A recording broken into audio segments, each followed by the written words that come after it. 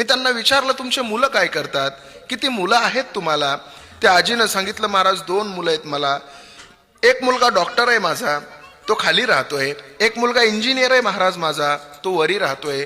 वरच्या मुलाकडं 80-85 हजार रुपये पगार आहे. आणि खालचा मुलगा तर फार मोठा डॉक्टर आहे, त्याच्याबद्दल काय सांगायचं.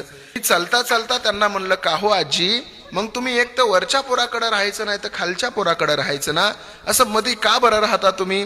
ती म्हणली, महाराज जाते ना मी माझ्या पोरांकडं, माझ्या पोरांनी माझ्या वाटण्या करून घेतलेल्या आहेत महाराज.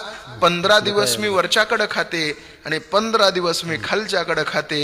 आणि 31 तारखेच्या महिन्याच्या दिवशी 1 दिवस मी उपवाशी राहते. आणि तिच्या डोळ्यातलं पाणी मला सांगून जात होतं की तुमच्यासाठी, तुम्ही तुमच्या लेकरासाठी कितीही पैसे कमवून ठेवा, पण शेवटी मात्र तुमची लेकरं तुमची साथ देतीलच याची गॅरंटी